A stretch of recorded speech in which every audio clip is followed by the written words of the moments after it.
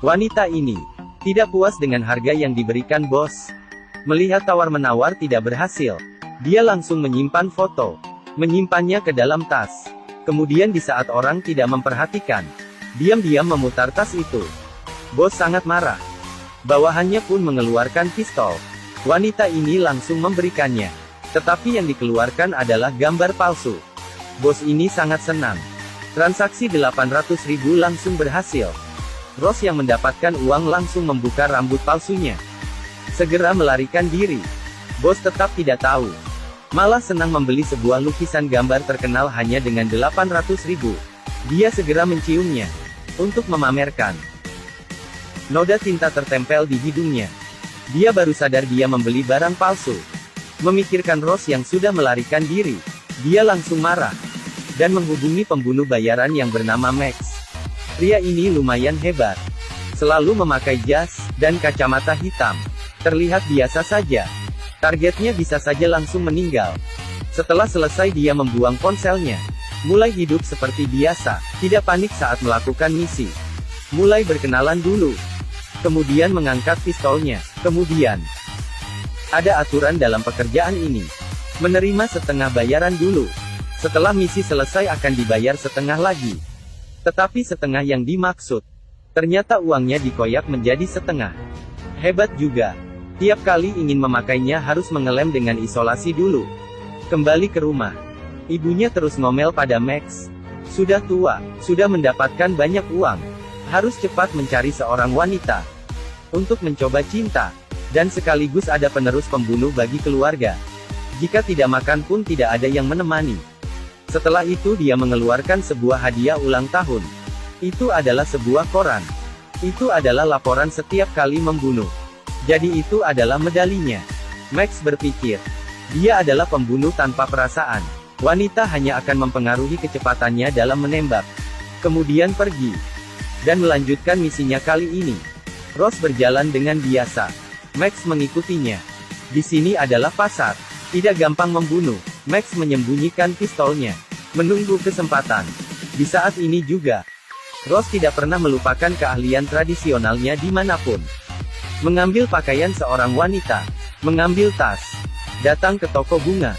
Dia mengambil bunga ketika tidak ada orang. Kemudian melanjutkan perjalanannya. Max mengikutinya sampai di ruang ganti. Melihat barang-barang Ross, Max mengeluarkan pistol. Dan segera menembak. Dia kira sudah membunuh target. Malah melihat Ross muncul tanpa terluka. Dia sangat terkejut. Salah membunuh orang. Wanita ini tidak seperti biasanya. Dia malah menukar pakaian di depan. Ini pertama kali Max gagal.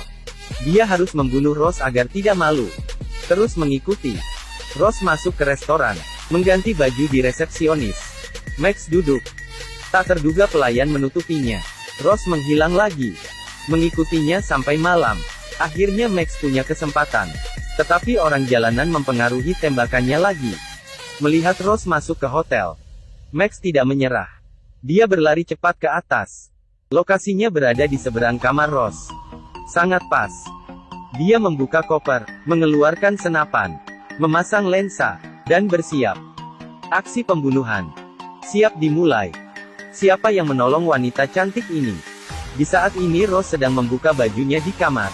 Tidak tahu bahwa dirinya sudah menjadi sasaran. Di saat Max ingin menembak, pelayan hotel muncul dan menutupinya lagi. Setelah itu urusan mereka lagi. Kamar berubah menjadi gelap. Misi dihentikan. Targetnya berhasil lolos lagi. Meskipun Max kecewa, tetapi tetap bekerja. Dia mengeluarkan alat penyadap untuk mendengar keadaan kamar. Sampai bosan. Menunggu lama. Max pun bermain catur sendiri. Sambil mengelap senapannya. Kemudian malah tertidur. Sampai keesokan harinya. Dia mengeluarkan senapannya lagi. Dan tersenyum. Sepertinya mencintai wanita ini. Misinya jadi gagal.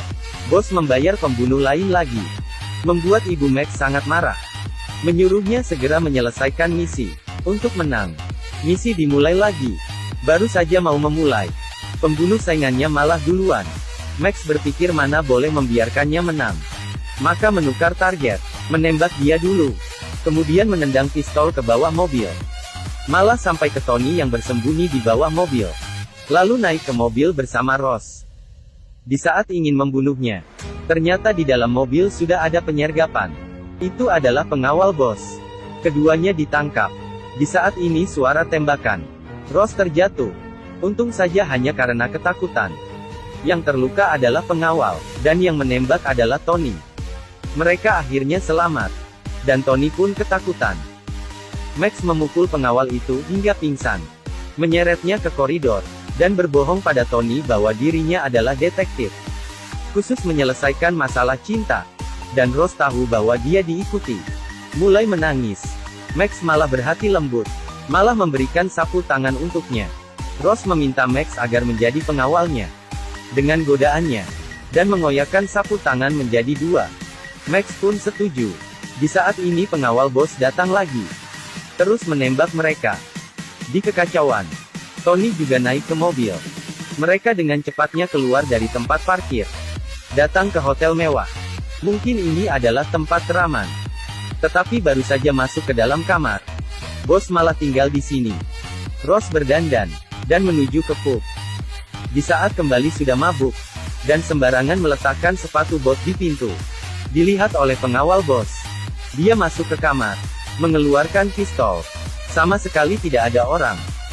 Hanya ada Tony yang mandi di kamar mandi. Dia membuka pintu. Menekan Tony ke dalam air.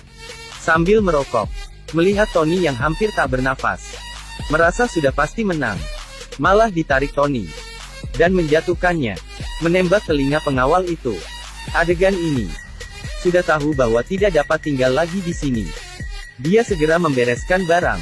Memberitahu Max dan Ross segera melarikan diri. Di saat ini, bos tahu bahwa Max sudah mengkhianatinya. Langsung mencari pembunuh lain yang bernama Martin. Dan menyuruh bawahannya mengikutinya. Ingin membunuh mereka semua. Pertunjukan kejar-kejaran baru dimulai. Ross menghindari stroller bayi. Dan pengawal yang bodoh malah menabrak ke dinding. Bos pun terluka parah. Melihat Tony lumayan hebat. Dan melihat dia tidak ada keturunan. Max menjadikannya sebagai murid. Ross tetap mencuri. Di saat pemilik toko mengejarnya, langsung berlari dan masuk ke mobil. Terus mengendarai mobil. Mereka datang ke sebuah villa. Jalan yang berliku dan penuh dengan rimbunan. Itu adalah rumah Max. Tidak mirip dengan kehangatan di luar. Dalamnya tidak ada tanda kehidupan. Peralatan rumah tangga pun ditutup dengan plastik. Dan banyak aturan. Bagaikan istana yang tidak dapat keluar. Max mengatur kamar untuk mereka. Dan Martin juga tidak diam. Melihat tindakan mereka bertiga. Setelah itu berkata-kata pada pengawal. Dan membunuhnya. Ross mendapat banyak tantangan. Masih dapat bertahan hidup. Sepertinya mulai mengandalkan dan menyukai Max. Suatu pagi dia bangun untuk menggali tanah ingin menanam bunga. Tetapi Max merasa itu merusak. Kemudian pergi dengan marah. Keduanya bertengkar. Ross merasa perlu ada warna-warni dalam kehidupan. Max malah diam saja. Sepertinya mengerti bahwa dia dulunya adalah pembunuh berkelas. Malah memijit kaki targetnya. Suatu malam, Ross mengetuk kamar Max. Meminta maaf terhadap perkataannya dan tindakannya. Bertanya apakah ada obat yang membuatnya tenang. Max menjawab boleh memijitnya. Ini dapat membantu mengobati kecemasan. Kemudian dimulainya. Tangan Max yang lembut dan kuat ini pas sekali membuat Ross menjadi tenang. Dan terus memujinya. Ross pun berkata jujur bahwa dia suka perasaan dilindungi. Dan Max pun sangat menikmati. Dan menukar kaki yang lain. Sampai Ross tidur nyenyak. Tiba-tiba, Ross bangun. Saat melihat seorang nyonya mengeluarkan pisau tajam. Ingin menusuknya. Dia sangat terkejut. Segera berteriak meminta bantuan Tony. Nyonya itu mengangkat pisau. Dan melempar ke pintu. Max pun tiba. Di saat ini ada suara tembakan. Pintu kamar rusak dan pecah. Ternyata ibu Max tidak senang karena kamarnya dipakai orang lain. Bukan ingin membunuh Ross. Ross datang ke kamar Tony. Berterima kasih karena menolongnya lagi. Menyuruhnya berbaring. Dan Ross berbaring di atasnya. Malah berkata dia menyukai Max. Sangat aneh. Kemarin baru saja ingin pergi. Hari ini malah ingin terus tinggal di sini. Keesokan pagi. Sarapan seperti biasanya, pembicaraan seperti biasa. Ross malah memegang tangan Max. Tersenyum dengan bahagia. Malam harinya, di saat turun tangga tiba-tiba lampu mati.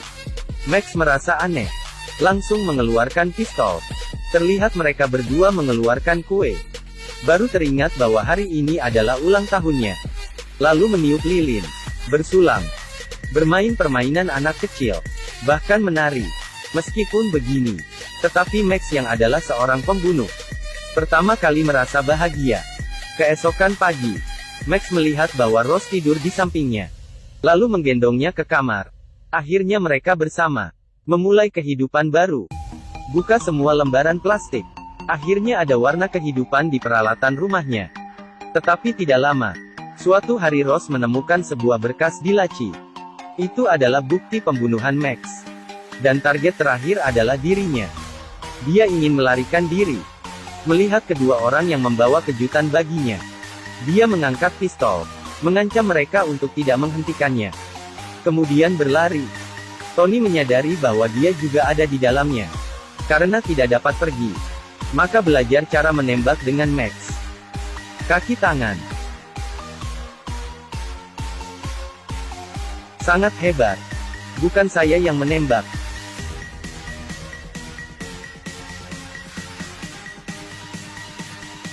Mereka sudah datang.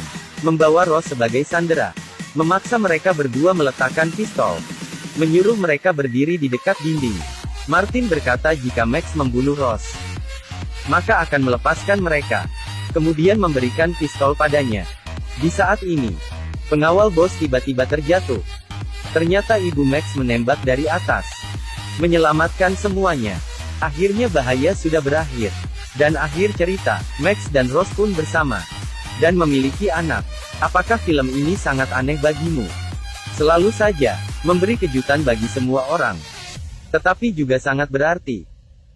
Orang yang tidak saling kenal, malah bersama karena keanehan ini. Sampai jumpa.